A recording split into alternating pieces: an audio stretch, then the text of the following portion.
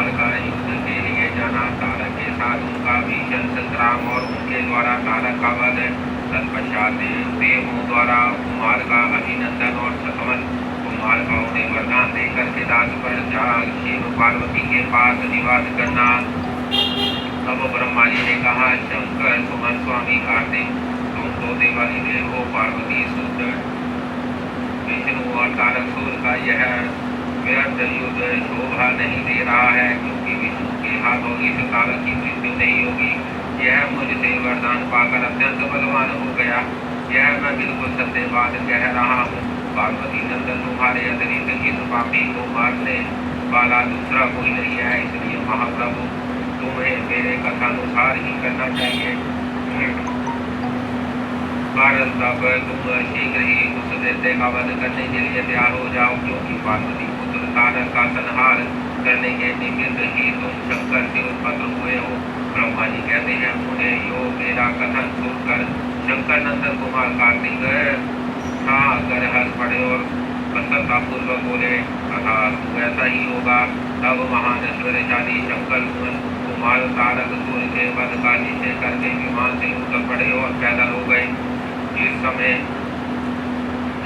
महाबली शिव पुत्र कुमार अपनी अत्यंत चमकीली शक्ति को दो लफ्जों से दमकती हुई एक बड़ी उल्का की जान पड़ती थी हाथ में लेकर पैदल ही दौड़ रहे थे। उस समय उनकी अद्भुत शोभा हो रही थी। उनके मन में तनी भी व्याकुलता नहीं थी। वह परम प्रचंड और अपरमय बलशाली थे। उन्होंने षड मुख को अपनी ओर आते देखकर तारक श्रेष्ठों से बोला, क्या शत्रुओं का संहार करने वाला कुमार यही है? मैं अकेला वीर इसके साथ युद्ध करूंगा और मैं ही समस्त वीरों और प्रथम गणों लोकपालों तथा श्री हरि जिनके नायक है उन देवों को भी मार डालूंगा। तदंतर देवताओं को दुर्वचन कहकर वह असुर तारक भीषण युद्ध करने लगा। उस समय वह बड़ा विकट संग्राम हुआ। तब शत्रु वीरों का संहार करने वाले कुमार ने शिव जी के चरण कमलों का स्मरण करके तारक के वध का विचार किया। फिर तो महातेजस्वी है महाबली कुमार रोज वेश में आकर गर्जना करने लगे और बहुत बड़ी सेना के साथ युद्ध के लिए डटकर खड़े हो गए। उस समय समस्त देवताओं ने जय जयकार का शब्द किया और देव ऋषियों ने इष्टवाणी द्वारा उनकी स्तुति की। जब तारक और कुमार का संग्राम प्रारंभ हुआ, जो अत्यंत क्रूर है, महान भयंकर और संपूर्ण प्राणियों को भयभीत करने वाला था, कुमार और तारक दोनों ही शक्ति युद्ध में परम प्रवीण थे। अतः अत्यंत रोषावेश में परस्पर एक दूसरे पर प्रहार करने लगे। परंपरा प्रति वह दोनों नाना प्रकार के पैतरे बदलते हुए गर्जना कर रहे थे और अनेक प्रकार से तोपे से दूसरे पर आघात कर रहे थे। उस समय देवता गंधर्व और किन्नर सभी चुपचाप खड़े होकर वह दृश्य देखते रहे। उन्हें परम विस्मय हुआ, यहाँ तक कि वायु का चलना बंद हो गया, सूर्य की प्रभा भी बढ़ गई और पर्वत एवं वन काननों सहित सारी पृथ्वी कांप उठी। इसी अवसर पर हिमालय आदि पर्वत स्नेहाभिभूत होकर कुमार की रक्षा के लिए वहां आए। तब उन सभी पर्वतों को भयभीत देखकर शंकर गिरिजा के पुत्र कुमार ने सरोजना देते हुए बोले, कुमार ने कहा, वहाँ भाग पर्वतों तुम लोग खेद मत करो, तुम्हें किसी प्रकार की चिंता नहीं करनी चाहिए। मैं आज तुम सब लोगों की आंखों के सामने ही इस पापी का काम तमाम कर लूंगा। यूं उन पर्वतों तथा देवगणों को ढाढ़ा बांध कर कुमार ने गिरिजा और शंभु को प्रणाम किया तथा अपनी कांतिमती शक्ति को हाथ में लिया।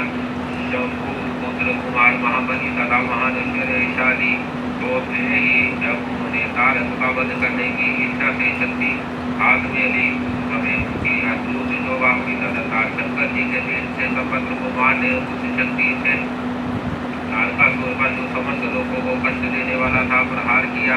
उस शक्ति के आघात से तारक सूर्य के सभी अंग छिन्न हो गए और संपूर्ण असुर गणों का अधिपति वह महावीर सहसा धाराशाही हो गया। उन्हें सबके देखते देखते वही कुमार द्वारा मारे गए तारक के प्राण पखेरु उड़ गए। उस उत्कृष्ट वीर तारक को महासमर में प्राण रहित होकर गिरा हुआ देखकर वीर कुमार ने उस पर वार नहीं किया। उस महाबली दैत्य राज तारक के मारे जाने पर देवताओं ने बहुत से असुरों को मौत के घाट उतार दिया। उसी युद्ध में कुछ असुरों ने भयभीत होकर हाथ जोड़ दिए, उनके शरीर छिन्न विस्म हो गए और हजारों दैत्य मृत्यु के अतिथि बन गए। कुछ शरणार्थी देते अंजलि बांध कर पाही पाही रक्षा कीजिए योग पात्र हुए कुमार के शरण पात्र हो गए। कुछ मार डाले गए और कुछ मैदान छोड़कर भाग गए।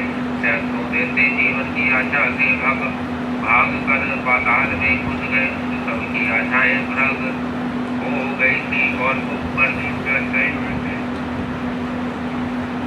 ईश्वर इस प्रकार वह सारी दैत्य सेना विनष्ट हो गई थी। के भय से कोई भी वहां ठहर ना सका। दुरात्मा तारक के मारे जाने पर सभी लोग कंटक हो गए और इंद्र आदि सभी देवता आनंद मग्न हो गए। योग कुमार को विजय देकर एक साथ ही संपूर्ण देवताओं तथा त्रिलोकी के समस्त प्राणियों को महान आनंद प्राप्त हुआ। उस समय भगवान शंकर जी कार्तिकेय की विजय का समाचार पाकर प्रसन्नता से भर गए और पार्वती जी के साथ घरों से घिरे हुए वहां पधारे। अब उनके हृदय में स्नेह समाता नहीं था। वह पार्वती की परम प्रेम पूर्वक सूर्य के समान तेजस्वी अपने पुत्र कुमार को अपनी गोद में लेकर लाड़ प्यार करने लगी। उसी अवसर पर अपने पुत्रों से घिरे हुए हिमालय ने बंधु बांधवों तथा अनुयायियों के साथ आकर शंभु पार्वती और गुहा का सत्वध किया। तत्पश्चात संपूर्ण देवगण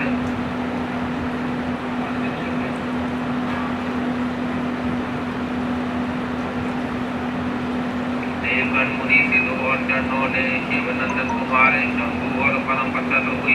पार्वती की स्तुति की उस समय उपदेवों ने बहुत बड़ी पुष्प वर्षा की। सभी प्रकार के बाजे बजने लगे। विशेष रूप से जय जयकार और नमस्कार के बाद शब्द बारंबार उचित स्वर से गूंजने लगे। उस समय वहाँ एक महान विजयोत्सव मनाया गया जिसमें कीर्तन की विशेषता थी और वह स्थान गाने बजाने के शब्द तथा अधिकारिक ब्रह्मा घोषणे व्यापक था। उन्हें समस्त देवगणों ने श्रद्धापूर्वक गा बजाकर तथा हाथ छोड़कर भगवान जगन्नाथ की स्तुति की। तत्पश्चात सबसे तथा अपने गणों से घिरे हुए भगवान दूध जग जननी भवानी के साथ अपने निवास स्थान के रात पर्वत को चले गए। मारा गया देखकर सभी देवताओं तथा अन्य समस्त प्राणियों के चेहरे पर हंसी खेलने लगी। वे भक्ति पूर्वक शंकर सुगन कुमार की स्तुति करने लगे। दानव श्रेष्ठ तारक का आनंद करने वाले लोग नमस्कार है। शंकर नंदन द्वारा के प्राणों का अपहरण करने वाले तथा सूर्य के विनाश को तुम्हारा स्वरूप परम पवित्र है। तुम्हें हमारा अभिनंदन है। ब्रह्मा जी कहते हैं उन्हें जब विष्णु कुमारी देवताओं ने इस प्रकार कुमार का सम्मान किया तब प्रभु ने सभी देवों को क्रमशः नया नया वर प्रदान किया। तत्पश्चात पर्वतों को स्तुति करते देखकर वह शंकर तन्मय परम प्रसन्न हुए और उन्हें वर देते हुए बोले। सकत ने कहा उधरो तुम सभी पर्वत तपस्वियों द्वारा पूजनीय तथा कर्मठ और ज्ञानियों के लिए देवनीय होगे। यह जो मेरे माता महापर्वत श्रेष्ठ हिमवान है यह महाभाग आदित्य तपस्वियों के लिए फलदाता होंगे। तब देवता बोले कुमारियों असुरराज तारक को मारकर तथा देवों को वर प्रदान करके तुमने हम सबको तथा चराचर जगत को सुखी कर दिया। अब तुम्हें परम प्रसन्नता पूर्वक अपने माता पिता पार्वती और शंकर का दर्शन करने के लिए शिव के निवास कैलाश पर चला जाना चाहिए। ब्रह्मा जी कहते हैं मुझे तदनुसार सब देवताओं के साथ विमान पर चढ़कर कुमार सकंद शिव जी के समीप कैलाश पहुँच गए। उस समय शिवा ने बड़ा आनंद मनाया। देवताओं ने शिवा की स्तुति की। शिव जी ने उन्हें वरदान तथा अवैधन देकर विदा किया। उन्हें उस अवसर पर देवताओं को परम आनंद प्राप्त हुआ। वह शिव पार्वती तथा सकल नंदन कुमार के रमणीय यह शिव का बखान करते हुए अब अपने लोक को चले गए। इधर परमेश्वर शिवा कुमार तथा गणों के साथ आनंद पूर्वक उस पर्वत पर निवास करने लगे। उन्हें इस प्रकार शिव भक्ति से दुखदायक दिव्य है। कुमार का वह सारा चरित्र मैंने तुमसे वर्णन कर दिया। अब और क्या सुनना चाहते हो? अध्याय 9 से 12। शिवा का अपनी मैल से गणेश को उत्पन्न करके द्वारपाल पद पर नियुक्त करना। गणेश द्वारा शिव जी के रोके जाने पर उनका शिव गणों के साथ भयंकर संग्राम। शिव जी द्वारा गणेश का शिर छेदन, कुपित हुए शिव का शक्तियों को उत्पन्न करना और उनके द्वारा प्रलय मचाया जाना। देवताओं और ऋषियों का सतवन द्वारा पार्वती को प्रसन्न करना।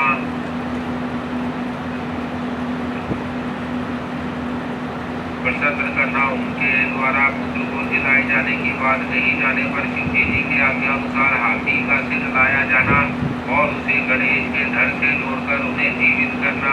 तो जी कहते हैं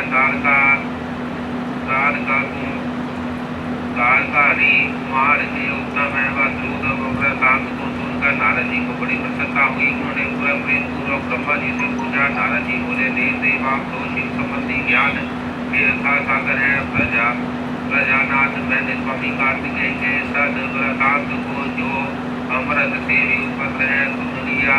अब गणेश का उत्तम चरित्र सुनना चाहता हूँ। आप उनका जन्म वृतांत तथा दिव्य चरित्र जो संपूर्ण मंगलों के लिए भी मंगल स्वरूप है वर्णन कीजिए। तो जी कहते हैं, महामुनि नारद का ऐसा वचन सुनकर ब्रह्मा जी का मन हर्ष से गदगद हो गया। वह शिव जी का स्मरण करके बोले। ब्रह्मा जी ने कहा, नारद पहले जो मैंने विधि पूर्वक गणेश की उत्पत्ति का वर्णन किया था कि शनि की दृष्टि पड़ने से गणेश का मस्तक कट गया था, तब उस पर हाथी का मुख लगा दिया गया था। शनि भगवान ने गणेश जी पर भी दृष्टि डाली थी, जिनसे उनका सर कट गया। वह कल्पांतर की कथा है। अब श्वेत कल्प में घटित हुई गणेश की जन्म कथा का वर्णन करता हूँ, जिसमें कृपालु शंकर ने ही उनका मस्तक काट लिया था। उन्हें इस विषय में तुम्हें संदेह नहीं करना चाहिए, क्योंकि भगवान शंभु कल्याणकारी सृष्टि करता और सबके स्वामी है। वह ही सगुण और निर्गुण भी है। उन्हीं की लीला से सारे विश्व की सृष्टि, रक्षा और विनाश होता है। उन्हीं से अब प्रस्तुत विषय को आदर पूर्वक श्रवण करो। एक समय पार्वती जी की जया विजया नाम वाली सखियों के पास आकर विचार करने लगी। सखी सभी गण रुद्र के ही है। नंदी संगी आदि जो हमारे हैं वह भी शिव के ही आज्ञा पालन में तत्पर रहते हैं। जो असंख्या प्रथम गण है उसमें भी हमारा कोई नहीं है। वह सभी शिवाज्ञा परायण होकर द्वार पर खड़े रहते हैं। यद्यपि वह सभी हमारे भी हैं, तथापि उनसे हमारा मन नहीं मिलता। अतः पाप रहित आपको भी हमारे लिए एक गण की रचना करनी चाहिए।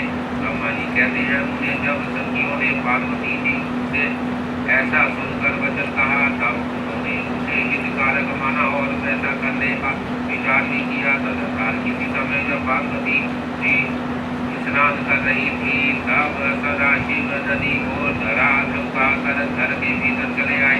शंकर जी को आते देखकर स्नान करती हुई जगजननी पार्वती उतर खड़ी हो गई।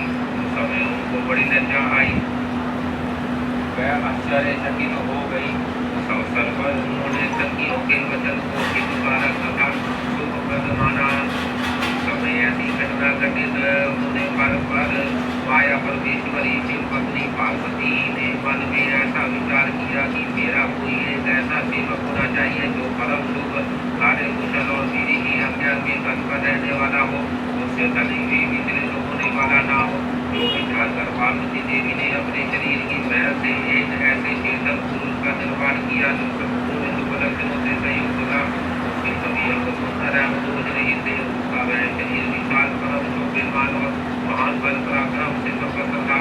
देवी ने उसके अनेक प्रकार के वस्त्र, नाना प्रकार के आभूषण और बहुत से का उत्तम आशीर्वाद देकर कहा, वो मेरे पुत्र हो, मेरे अपने ही हो, तुम्हारे समान प्यारा मेरा यहाँ कोई दूसरा नहीं है। पार्वती की ऐसा कहने पर वह पुरुष मुनि नमस्कार करके बोला। गणेश ने कहा, माँ आज आपको कौन सा कार्य आ पड़ा है, मैं आपके कथानुसार उसे पूर्ण करूँगा। गणेश के पूछने पर पार्वती जी अपने पुत्र को उत्तर देते हुए बोली, शिवा ने कहा था तुम मेरे पुत्र हो, मेरे अपने हो, अतः तुम मेरी बात सुनो। आज से तुम मेरे द्वारपाल हो जाओ।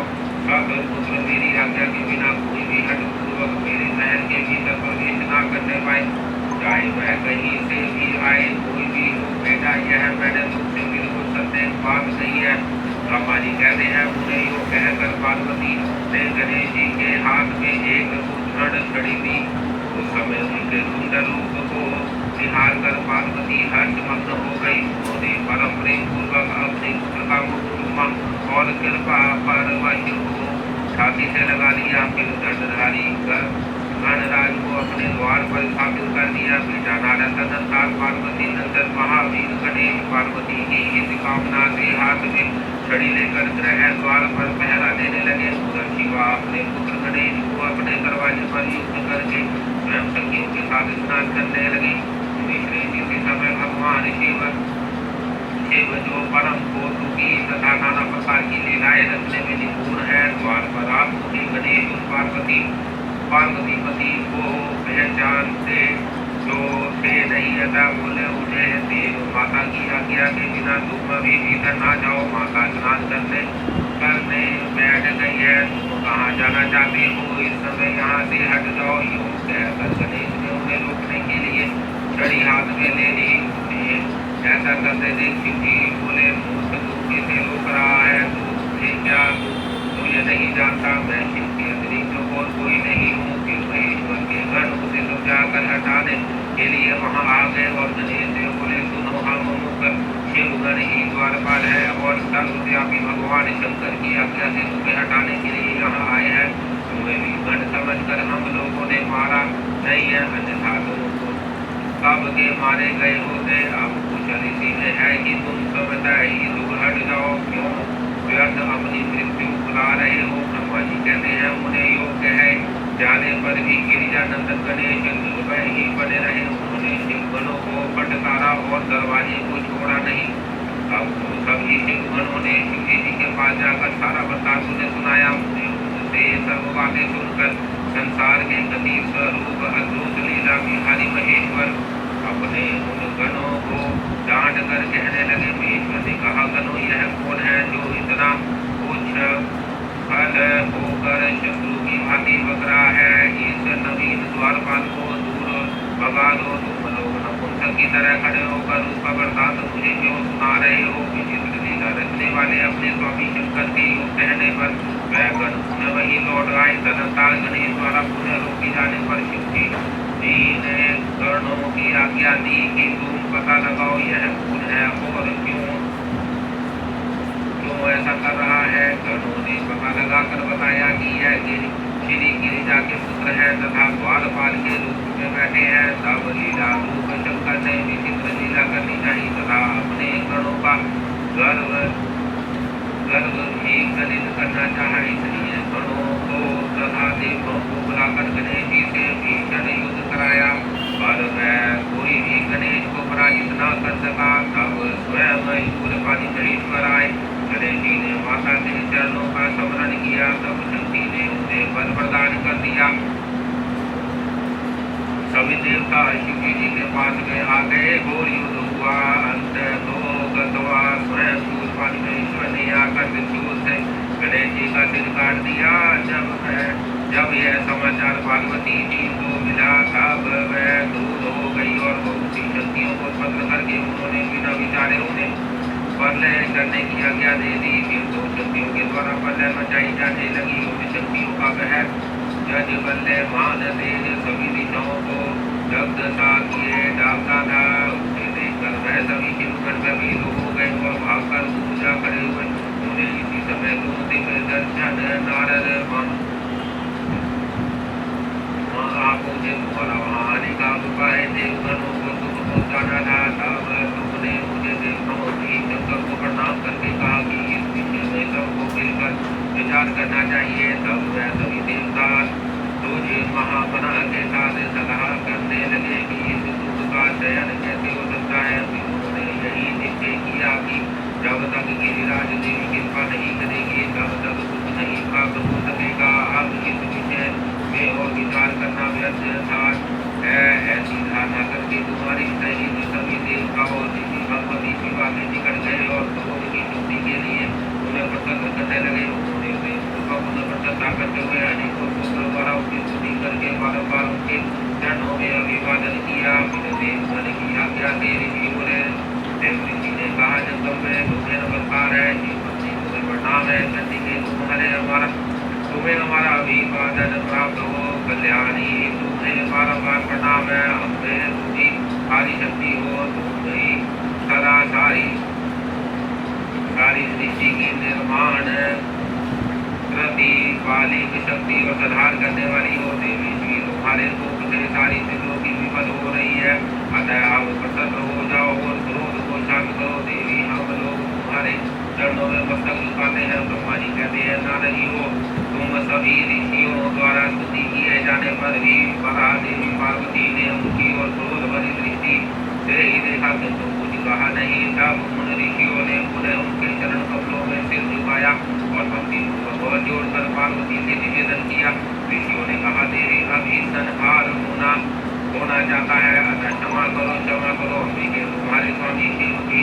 तो यही स्थित है की ओर तो दृष्टिपात करो हम लोग ये ब्रह्मा विष्णुवादी देवता सदा सारी प्रजा अब सब तुम्हारे ही है और व्याकुल होकर अंजलि बांधे तुम्हारे सामने खड़े हैं परमेश्वर इन सबका अपराध क्षमा करो शिव अब इन्हें शांति प्रदान करो ब्रह्मा जी कहते हैं उन्हें सभी देव ऋषियों कहकर अत्यंत दीन भाव से व्याकुल हो हाथ जोड़कर चंडिका के सम्मुख खड़े हो गए उनका ऐसा कथन सुनकर चंडिका प्रसन्न हो गई उनके हृदय में करुणा का संचार हो आया अब वह ऋषियों से बोली देवी ने कहा ऋषियों यदि मेरा पुत्र जीवित हो जाए और वह हम लोगों के मध्य पूजनीय मान लिया जाए तो संहार नहीं होगा जब तुम लोग उसे सर्वाध्यक्ष का पद प्रदान करोगे तभी लोक में शांति हो सकती है अन्यथा तुम्हें सुख नहीं प्राप्त हो सकता ब्रह्मा जी कहते हैं अपने पार्वती के यूं कहने पर सभी ऋषियों ने उन देवताओं के पास आकर सारा वृत्तांत कह सुनाया उसे सुनकर इंद्र आदि सभी देवताओं के चेहरे पर उदासी छा गई वह शंकर जी के पास गए और हाथ जोड़कर उनके चरणों में नमस्कार करके सारा समाचार निवेदन कर दिया देवताओं का कथन सुनकर शिव जी ने कहा ठीक है जिस प्रकार सारी त्रिलोकी को सुख मिल सके वही करना चाहिए अतः अब उत्तर दिशा की ओर जाना चाहिए और जो जीव पहले मिले उसका सिर काट कर उस बालक के शरीर पर जोड़ देना चाहिए ब्रह्मा जी कहते हैं उन्हें तदर्थात शिव जी की आज्ञा पालन करने वाले उन देवताओं ने वह सारा कार्य संपन्न किया उन्होंने उस शिशु शरीर को खोलकर विधि बताया उसकी पूजा की फिर वह उत्तर दिशा की ओर गए वहाँ उन्हें पहले पहर एक दस वाला एक हाथी मिला उन्होंने उसका सिर लाकर उस शरीर पर जोड़ दिया हाथी के उस सिर को संयुक्त कर देने के पश्चात सभी देवताओं ने भगवान शिव आदि को प्रणाम करके कहा कि हम लोगों ने अपना काम पूरा कर दिया अब जो करना ठीक है उसे आप लोग पूर्ण करें ब्रह्मा जी कहते हैं तब शिव आज्ञा पालन संबंधी देवताओं की बात सुनकर सभी देवों और पार्षदों को महान आनंद हुआ तत्पश्चात ब्रह्मा विष्णु आदि सभी देवता अपने स्वामी निर्गुण स्वरूप भगवान शंकर को प्रणाम करके बोले स्वामी आप महात्मा के जिस तेज से हम सभी उपद्र हुए हैं आपका वही तेज वेद मंत्र के अभियोग से इस बालक में प्रवेश करे इस प्रकार सभी देवताओं ने मिलकर वेद मंत्रों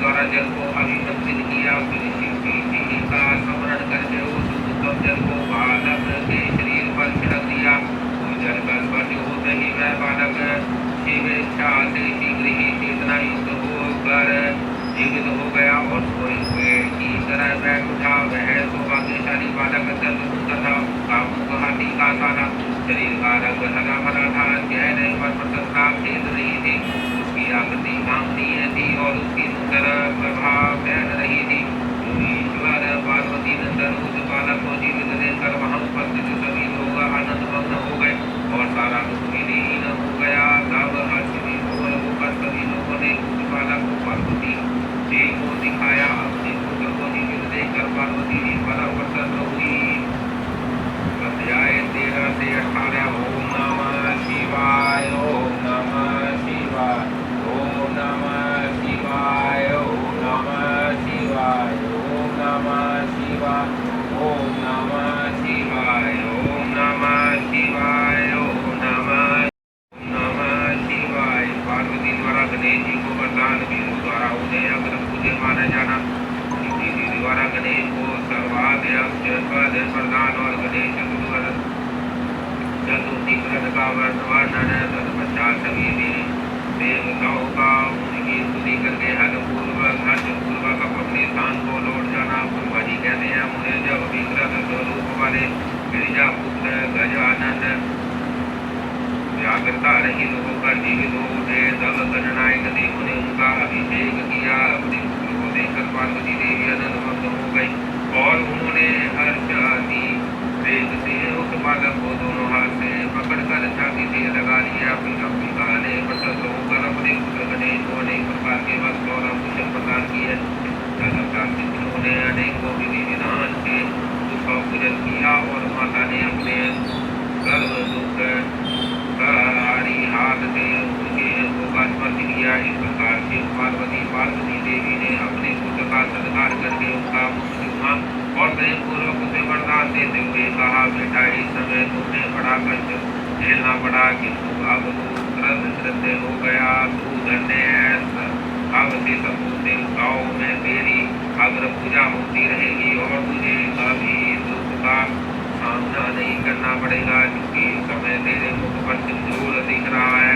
इसलिए मनुष्यों को सदा सिंदूर से तेरी पूजा करनी चाहिए। जो मनुष्य पुष्प चंदन सुंदर गंध निवेद रमणीय आरती तांबूल और दान से तथा परिक्रमा और नमस्कार करके विधि पूर्वक तेरी पूजा करेगा, उसकी सारी सिद्धियां हस्तगत हो जाएंगी और उसके सभी प्रकार के विघ्न नष्ट हो जाएंगे। इसमें लेश मात्र भी संशय नहीं है।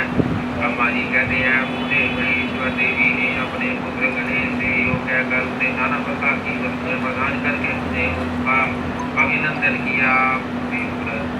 तब गिरिजा की कृपा से उसी जन देवताओं और शिव गणों का मन विशेष रूप से शांत हो गया तथा सारे आदि देवताओं ने हर्षाति एक से शिवा की स्तुति की और उन्हें प्रसन्न करके वह बलिवादी सिद्ध से गणेश देव को लेकर शिव जी के समीप चले।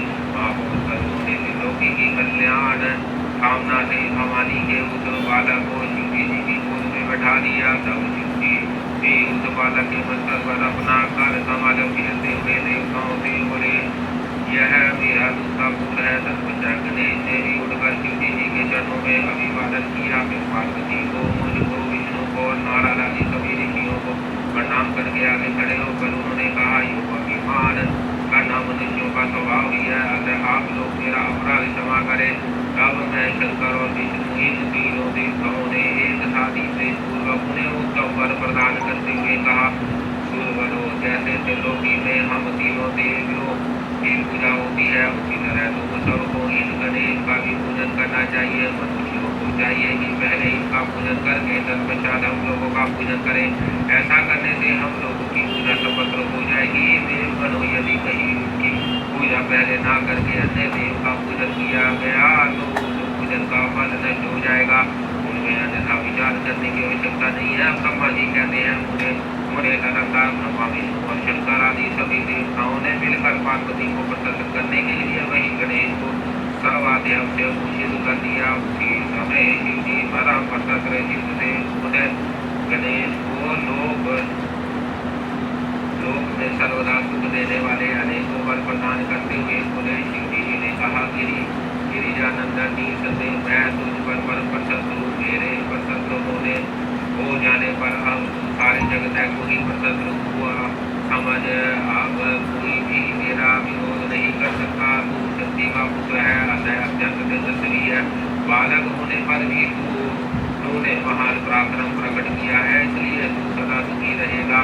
विघ्ननाश के कार्य में तेरा नाम सबसे श्रेष्ठ होगा। तू सबका पूज्य है, अतः अब मेरे संपूर्ण गणों का अध्यक्ष हो जा।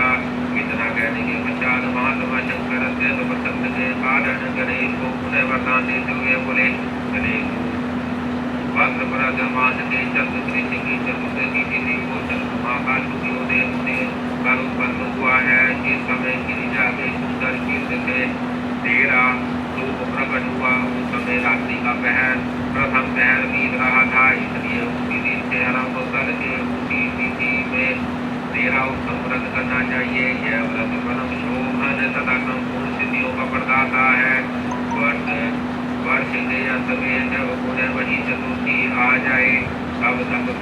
कितना साल मेरा व्रत का पालन करना चाहिए। जिन्हें संसार में अनेकों प्रकार के अनुपम रूपों की कामना हो, उन्हें चतुर्थी के दिन भक्ति पूर्वक विधि सहित तेरा पूजन करना चाहिए। जब मार्गशीर्ष मास के कृष्ण पक्ष की चतुर्दशी आए तब उस दिन प्राय काल स्नान करके व्रत के लिए ब्राह्मणों से निवेदन करें, उक्त विधि से उपवास करें।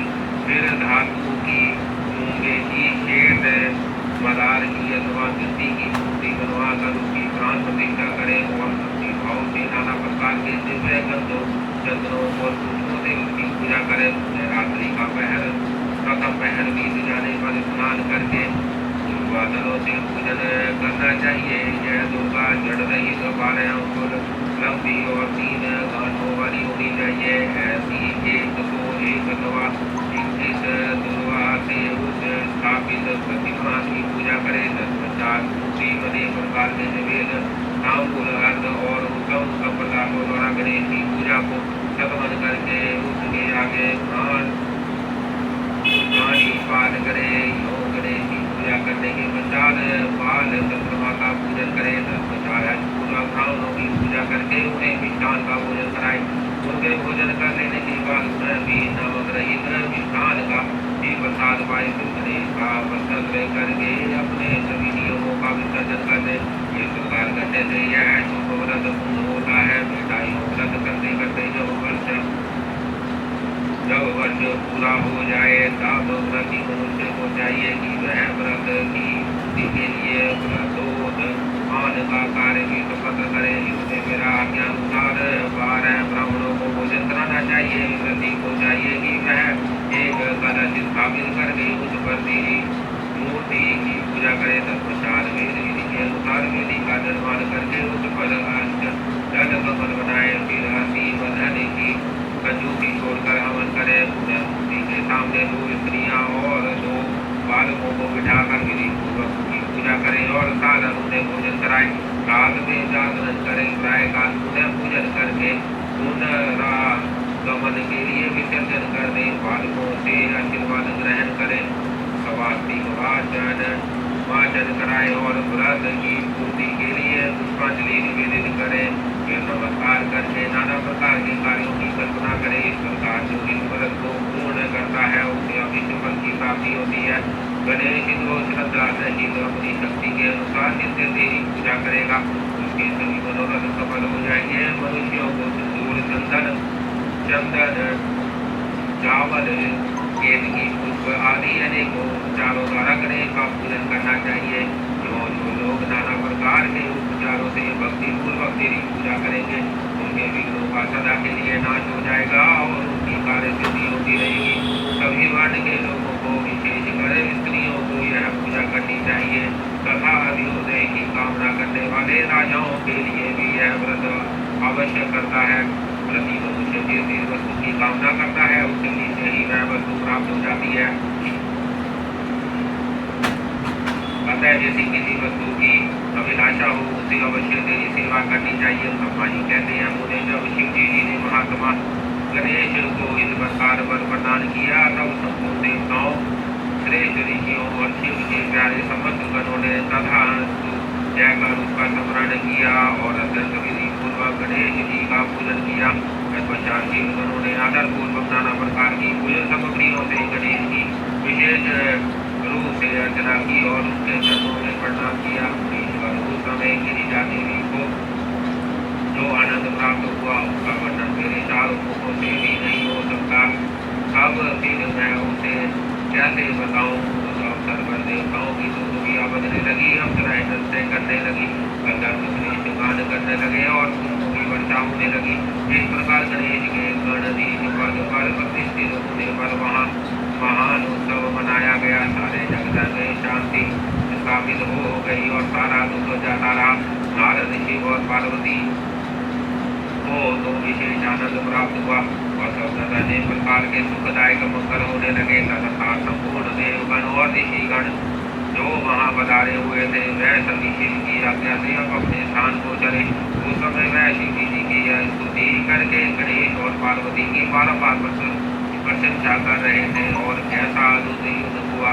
जो परस्पर वार्तालाप करते हुए चल जा रहे थे। इधर जब गिरिजा देवी का क्रोध शांत हो गया तब शिव जी भी जो स्वात्माराम होते हुए भी सदा भक्तों का कार्य सिद्ध करने के लिए उद्यत रहते हैं। गिरिजा के सहजी कट गए और लोगों की हित कामना से पूर्व व्रत नाना प्रकार के सुखदायक कार्य करने लगे। तब मैं ब्रह्मा और विष्णु दोनों भक्ति पूर्वक शिव शिवा की सेवा करके शिव की आज्ञा ले अपने धाम को लौट आए। जो मनुष्य जितेंद्रियां होकर इस परम मांगलिक अभियान को श्रवण करता है वह संपूर्ण मंगलों का भागी होकर मंगल भवन हो जाता है। इसके श्रवण से पुत्रहीन को पुत्र की, निर्धन को धन की, भार्यार्थी को भार्य की, प्रजातीर्थ को प्रजा की, रोगी को आरोग्य की और अभागे को सौभाग्य की प्राप्ति होती है। जिस स्त्री का पुत्र और धन नष्ट हो गया हो और पति परदेश चला गया हो उसे इसका पति मिल जाता है। जो शोक सागर में डूब रहा हो वह इसकी श्रवण से निसंदेह शोक रहित हो जाता है। यह कले चरित्र संबंधी ग्रंथ जिसके घर में सदा वर्तमान रहता है वह मंगल संपन्न होता है। इसमें कभी भी संशय की गुंजाइश नहीं है। जो यात्रा के अवसर पर अथवा किसी भी पुण्य पर्व पर इसे मन लगाकर सुनता है वह श्री गणेश जी की कृपा से संपूर्ण विष्णु फल प्राप्त कर लेता है। अध्याय 19। ओम नमः शिवाय। ओम नमः